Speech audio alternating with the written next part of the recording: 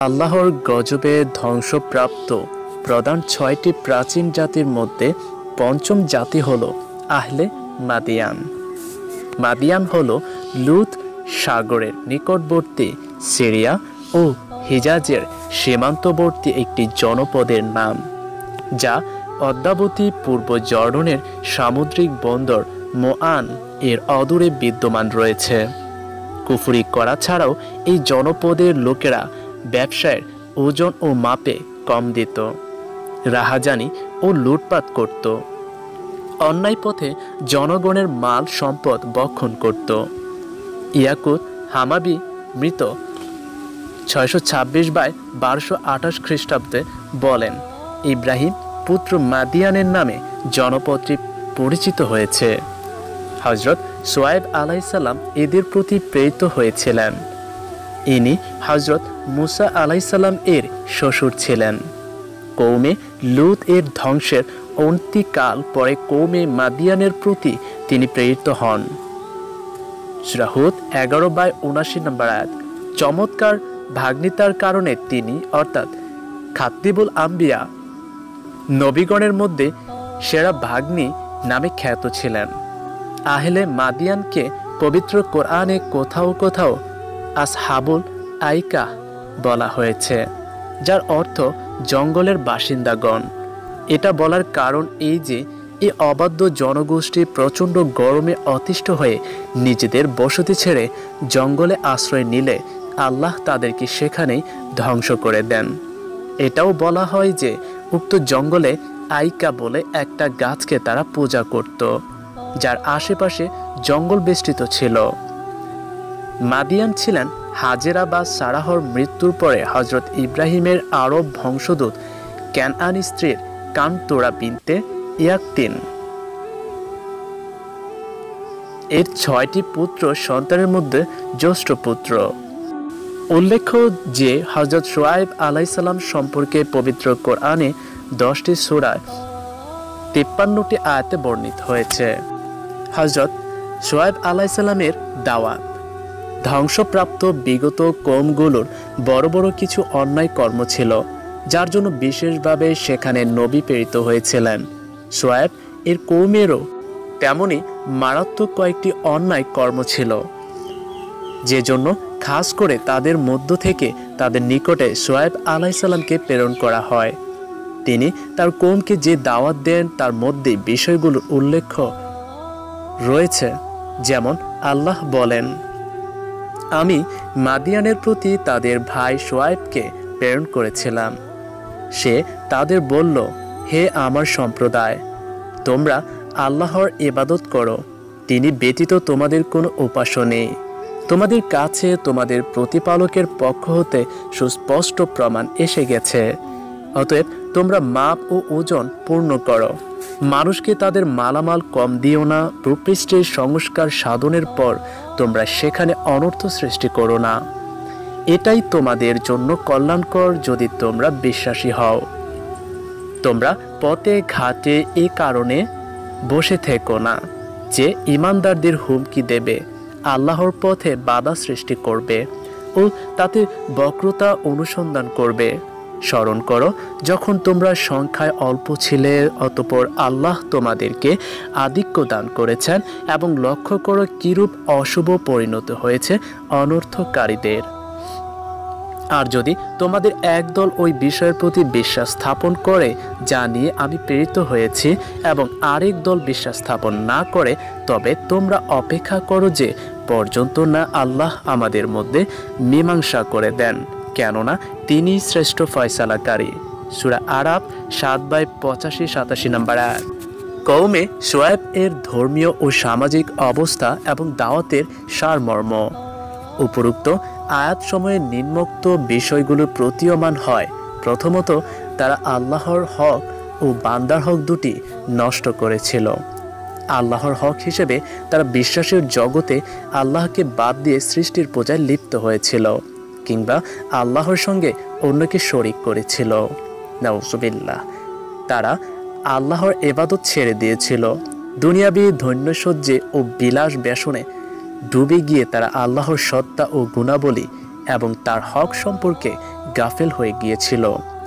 সেই সাথে নিজেদের পাপিষ্ঠ জীবনের মুক্তির অন্য বিভিন্ন শ্রেষ্ঠ বস্তুকে শরীক সাব্যস্ত করে তাদের অসিলায় মুক্তি কামনা করত। এভাবেই তারা আল্লাহ ও তার গজবের ব্যাপারে নিঃশঙ্ক হয়ে গিয়েছিল।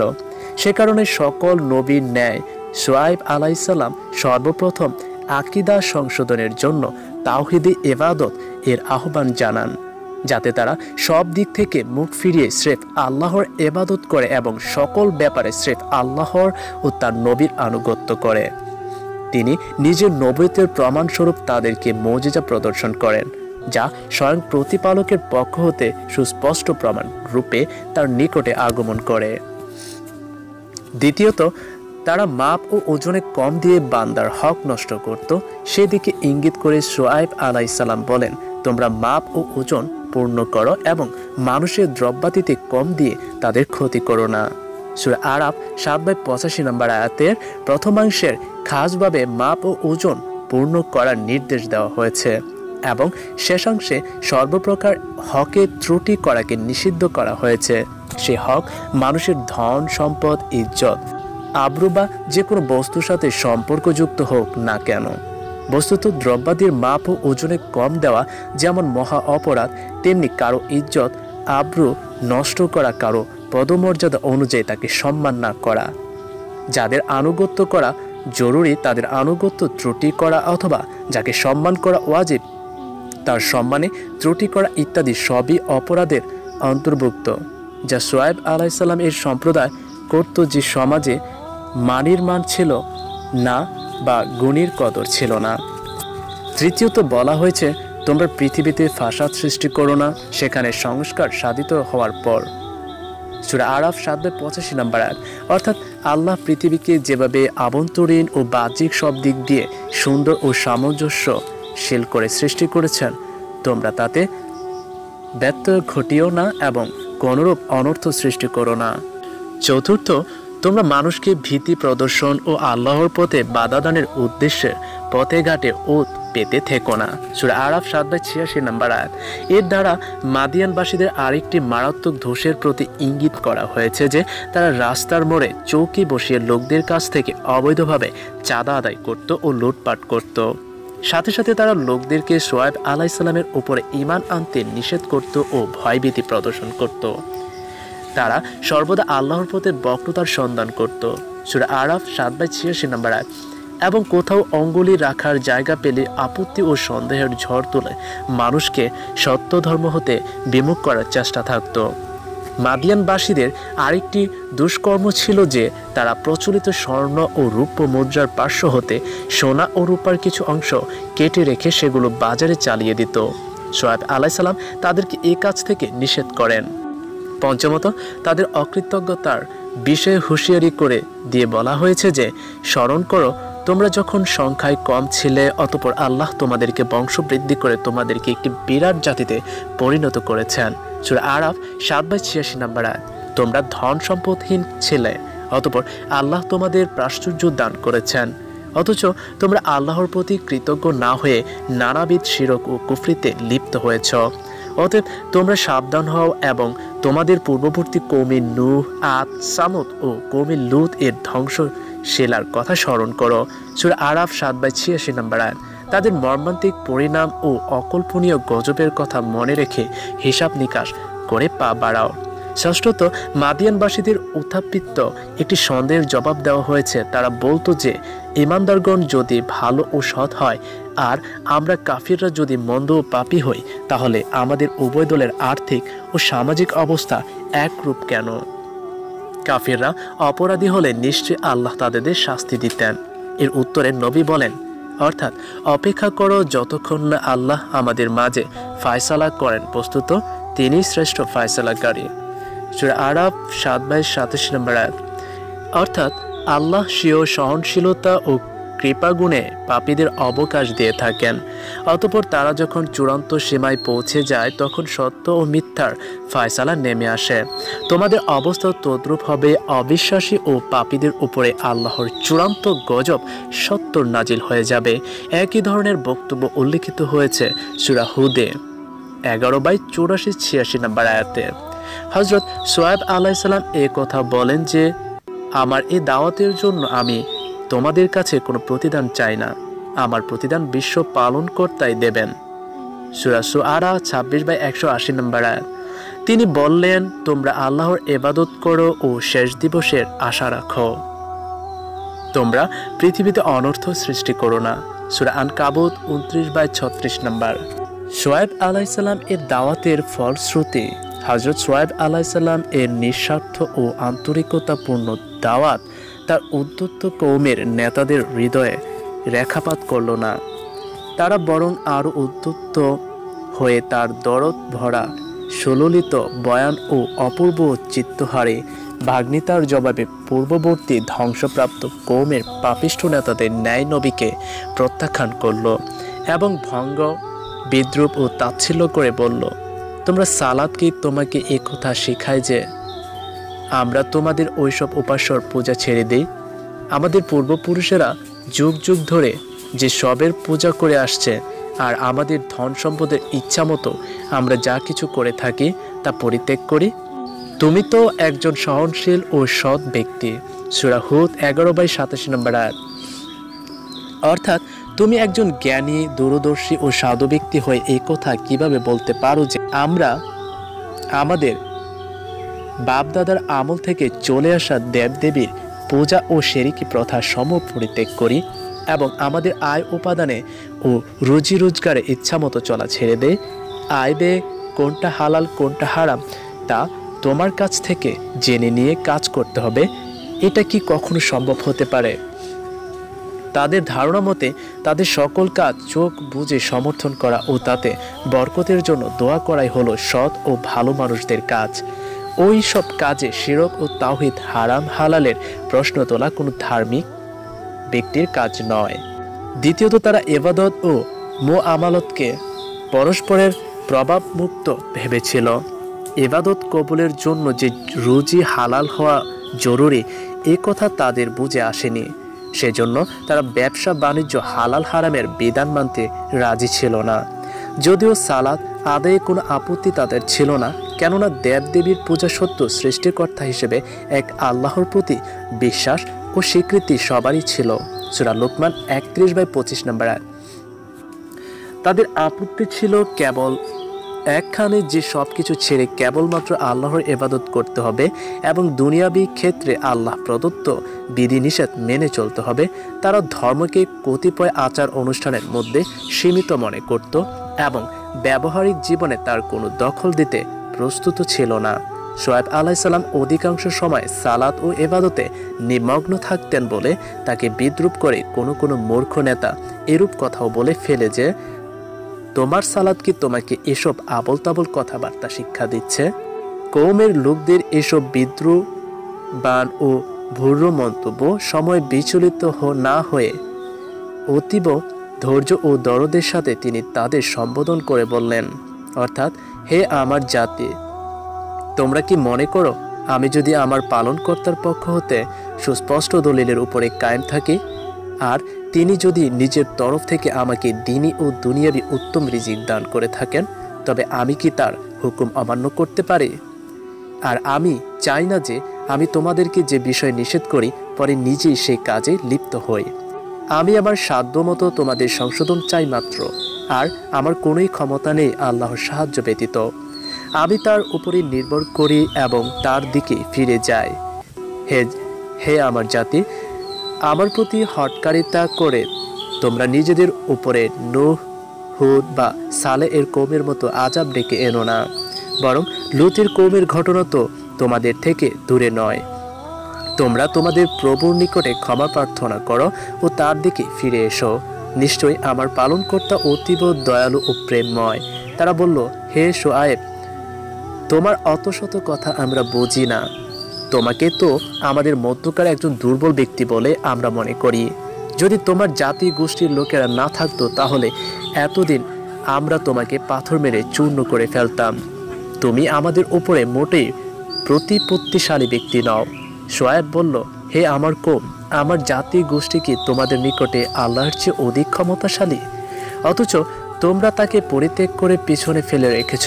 মনে রেখো, তোমাদের সকল কার্যকলাপ আমার পালনকর্তার আয়ত্তাধীন। অতএব হে আমার জাতি, তোমরা তোমাদের স্থানে কাজ করো, আমিও কাজ করে যাই। অচিরেই তোমরা জানতে পারবে কার উপরে লজ্জাস্কর আযাব নেমে আসে আর কে মিথ্যাবাদী। তোমরা অপেক্ষায় থাকো, আমিও অপেক্ষায় রইলাম। সূরা হুদ 11/88-93 নম্বর আয়াত। জবাবে তাদের ধাম্বিক নেতারা চূড়ান্তভাবে বলে দিল, অর্থাৎ হে শুআয়ব, আমরা অবশ্যই তোমাকে ও তোমার সাথে ঈমানদারগণকে শহর থেকে বের করে দেব, অথবা তোমরা আমাদের ধর্মে প্রত্যাবর্তন করবে। সূরা আরাফ 7/88 নম্বর আয়াত। তারা আরও বলল, নিঃসন্দেহে তুমি জাদুগ্রস্তদের অন্যতম। তুমি আমাদের মতো একজন মানুষ বই কিছুই নাও। আমাদের ধারণা তুমি অবশ্যই মিথ্যাবাদীদের অন্তর্ভুক্ত। এক্ষণে যদি তুমি সত্যবাদী হও তবে আকাশের কোনো টুকরা আমাদের উপরে ফেলে দাও। সূরা শুআরা 26/185-187।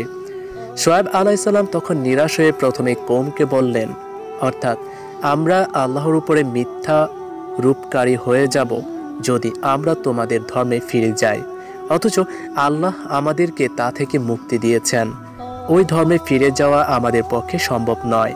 তবে যদি আমাদের প্রতিপালক আল্লাহ সেটা চান, আমাদের পালনকর্তা স্বীয় জ্ঞান ধারা প্রত্যেক বস্তুকে বেষ্টন করে আছেন। অতএব আল্লাহর উপরে আমরা ভরসা করলাম। অতঃপর তিনি আল্লাহর নিকট প্রার্থনা করলেন, অর্থাৎ হে আমাদের পালনকর্তা, আমাদের ও আমাদের কওমের মধ্যে তুমি যথার্থ ফয়সালা করে দাও, আর তুমি তো শ্রেষ্ঠ ফয়সালাকারী। তখন তার কওমের কাফের নেতারা বলল, অর্থাৎ যদি তোমরা শুআয়বের অনুসরণ করো তবে তোমরা নিশ্চিতভাবে ক্ষতিগ্রস্ত হবে। সূরা আরাফ 7/89-90 নম্বর আয়াত। অতঃপর শুআয়ব আলাইহিস সালাম স্বীয় কওমের কাছ থেকে বিদায় নিলেন। এ বিষয়ে আল্লাহ বলেন, অর্থাৎ অনন্তর তিনি তাদের কাছ থেকে প্রস্থান করলেন এবং বললেন, হে আমার সম্প্রদায়, আমি তোমাদেরকে আমার প্রতিপালকের পয়গাম পৌঁছে দিয়েছি এবং তোমাদের উপদেশ দিয়েছি। এখন আমি কাফেরদের জন্য আর কিভাবে সহানুভূতি দেখাবো। সূরা আরাফ 7/93 নম্বর আয়াত। শিক্ষণীয় বিষয়সমূহ হযরত শুআয়ব আলাইহিস সালাম ও তার কওমের নেতাদের মধ্যকার উপরোক্ত কথোপকথনের মধ্যে নিম্নোক্ত শিক্ষণীয় বিষয়গুলি ফুটে ওঠে। যেমন, শুআয়ব আলাইহিস সালাম একটি সম্ভ্রান্ত গোত্রের মর্যাদাবান ব্যক্তি ছিলেন। নবুয়তের সম্পদ ছাড়াও তিনি দুনিয়াবী সম্পদে সমৃদ্ধিশালী ছিলেন। বস্তুত সকল নবী স্ব যুগের সম্ভ্রান্ত বংশে জন্মগ্রহণ করেছেন এবং তারা উচ্চ মর্যাদাশীল ব্যক্তি ছিলেন। কওমের নেতারা ব্যক্তিগত জীবনে ধর্মীয় বিধিবিধান মানতে প্রস্তুত থাকলেও বৈশ্বিক জীবনে ধর্মীয় বাধা নিষেধ মানতে রাজি ছিল না। আল্লাহকে স্বীকার করলেও তাদের মধ্যে ওসিলা পূজা ও মূর্তি পূজার শিরকে প্রাদুর্ভাব ঘটেছিল। বাপদাদার আমল থেকে চলে আসা রসম পূজা ছেড়ে নির্ভেজাল তাওহীদের সংস্কার ধর্মী দাওয়াত তারা কবুল করতে প্রস্তুত ছিল না। মূলত দুনিয়া পূজা ও প্রবৃত্তি পূজার কারণে তারা শিরকি রেওয়াজ এবং বান্দার হক বিনষ্টকারী অপকর্মসমূহের উপরে জিদ ধরেছিল। প্রচলিত কোনো অন্যায় রসমের সঙ্গে আপোষ করে তা দূর করা সম্ভব নয়, বরং শত বাধা ও ক্ষতি স্বীকার হলেও স্রেফ আল্লাহর উপরে ভরসা করে আপোষহীনভাবে সংস্কার কার্যক্রম চালিয়ে যাওয়াই প্রকৃত সমাজ সংস্কারকে কর্তব্য। সংস্কারকে সর্বদা স্পষ্ট দলিলের উপরে কায়েম থাকতে হবে। তাকে অবশ্যই ধৈর্যশীল ও প্রকৃত সমাজদরদী হতে হবে। কোনরূপ দুনিয়াবী প্রতিদানের আশাবাদী হওয়া চলবে না। সকল ব্যাপারে কেবল আল্লাহর তৌফিক কামনা করতে হবে এবং প্রতিদান কেবল তার কাছেই চাইতে হবে। শিরক, বেদাত ও জুলুম অধ্যুষিত সমাজে তাওহীদের দাওয়াতের মাধ্যমে সংস্কার কার্যক্রম চালিয়ে যাওয়াকে দুনিয়াদার সমাজ নেতারা ফাসাদ ও ক্ষতিকর মনে করল। মূলত সেটাই হলো ইসলাহ বা সমাজ সংশোধনের কাজ। সকল বাধা অপেক্ষা করে তাওহীদের দাওয়াত দিয়ে যাওয়াই হলো সংস্কারের মূল কর্তব্য। চূড়ান্ত অবস্থায় আল্লাহর নিকটে ফায়সালা চাইতে হবে। আহলে মাদিয়ানের উপরে আপতিত গজবের বিবরণ। হযরত শোয়েব আলাইহিসসালাম এর শত উপদেশ অপেক্ষা করে যখন কওমের নেতারা তাদের অন্যায় কর্মসমূহ চালিয়ে যাবার ব্যাপারে অনড় রইল এবং নবীকে জনপদ থেকে বের করে দেবার ও হত্যা করার হুমকি দিল ও সর্বোপরি হটকারিতা করে তারা আল্লাহর গজব প্রত্যক্ষ করতে চাইল, তখন তিনি বিষয়টি আল্লাহর উপরে সুপর্দ করলেন এবং কওমের নেতাদের বললেন, অর্থাৎ ঠিক আছে, তোমরা এখন আযাবের অপেক্ষায় থাকো, আমিও তোমাদের সাথে অপেক্ষায় রইলাম। সূরা হুদ 11 থেকে 93 নম্বর আয়াত। বলা বাহুল্য, আল্লাহ তাআলা স্বীয় চিরন্তন বিধান অনুযায়ী শোয়েব আলাইহিসসালাম ও তার ঈমানদার সাথীগণকে উক্ত জনপদ হতে অন্যত্র নিরাপদে সরিয়ে নিলেন। অতঃপর জিবরাইলের এক গণবিদারী নিনাদে অবাধ্য কওমের সকলে নিমেষে ধ্বংস হয়ে গেল। এ বিষয়ে আল্লাহ বলেন, অতঃপর যখন আমার আদেশ এসে গেল তখন আমি শুআয়ব ও তার ঈমানদার সাথীদের নিজ অনুগ্রহে রক্ষা করলাম, আর পাপিষ্ঠদের উপর বিকট গর্জন আপত্তিত হলো, ফলে তারা নিজেদের ঘরে উপর হয়ে মরে পড়ে রইল। তারা এমনভাবে নিশ্চিহ্ন হলো যেন তারা কখনোই সেখানে বসবাস করেনি। সাবধান, সামুদ জাতির উপর অভিসম্পাদের ন্যায় মাদিয়ানবাসীর উপরেও অভিসম্পাদ। সূরা হুদ 11/94-95 নম্বর আয়াত। যদিও তারা দুনিয়াতে মজবুত ও নিরাপদ অট্টালিকায় বসবাস করত, আসহাবে মাদিয়ানের উপরে গজবের ব্যাপারে কোরআনে সূরা শুআরা, সূরা হুদ, সূরা আরাফ 3 ধরনের শব্দ ব্যবহৃত হয়েছে, যার অর্থ মেঘাচ্ছন্ন আকাশ, বিকট নিনাদ, ভূমিকম্প। আব্দুল্লাহ ইবনে আমর রাদিয়াল্লাহু আনহু বলেন, আহলে মাদিয়ানের উপরে প্রথমে 7 দিন এমন ভীষণ গরম চাপিয়ে দেওয়া হয় যে তারা দহন জ্বালায় ছটফট করতে থাকে। অতঃপর আল্লাহ তাআলা একটি ঘন কালো মেঘমালা পাঠিয়ে দিলেন, যার নিচ দিয়ে শীতল বায়ু প্রবাহিত হচ্ছিল। তখন কওমের লোকেরা ঊর্ধ্বশ্বাসে সেখানে দৌড়ে এলো। এভাবেই সবাই জমা হবার পর হঠাৎ ভূমিকম্প শুরু হলো এবং মেঘমালা হতে শুরু হলো অগ্নিবৃষ্টি।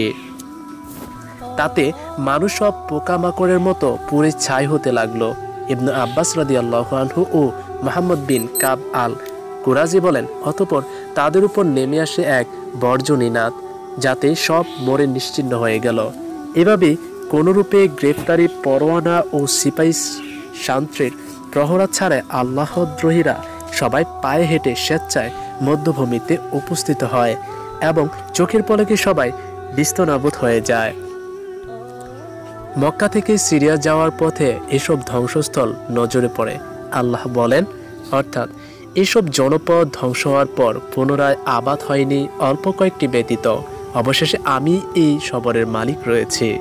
সূরা কাসাস 28/58 নম্বর আয়াত। তিনি নিশ্চয় এর মধ্যে চিন্তাশীলদের জন্য নিদর্শন সমূহ রয়েছে। সূরা হিজর 15/75। রাসূলুল্লাহ সাল্লাল্লাহু আলাইহি ওয়াসাল্লাম যখন এসব স্থান অতিক্রম করতেন তখন আল্লাহর ভয়ে ভীত হয়ে পড়তেন ও সোয়ারিকে দ্রুত হাঁকিয়ে নিয়ে স্থান অতিক্রম করতেন। অথচ এখানকার যুগের বস্তুবাদী লোকেরা এসব স্থানকে শিক্ষাস্থল না বানিয়ে পর্যটন কেন্দ্রের নামে তামাশা স্থলে পরিণত করেছে। আল্লাহ আমাদের সুপথ প্রদর্শন করুন, আমিন। ওয়াহাব বিন মুনাবিহ বলেন, শুআয়ব আলাইহিসসালাম ও তার মুমিন সাথীগণ মক্কায় চলে যান ও সেখানে মৃত্যুবরণ করেন। কাবা গৃহের পশ্চিম দিকে দারুন নাদওয়া ও দার বনু সাক্ষ্যের মধ্যবর্তী স্থানে তাদের কবর হয়। তবে এই সকল বর্ণনার ভিত্তি সুনিশ্চিত নয়, আর থাকলেও সেগুলি সবই এখন নিশ্চিহ্ন এবং সবই বাইতুল্লাহর চতুর্সীমায় অন্তর্ভুক্ত। আল্লাহ সর্বাধিক অবগত।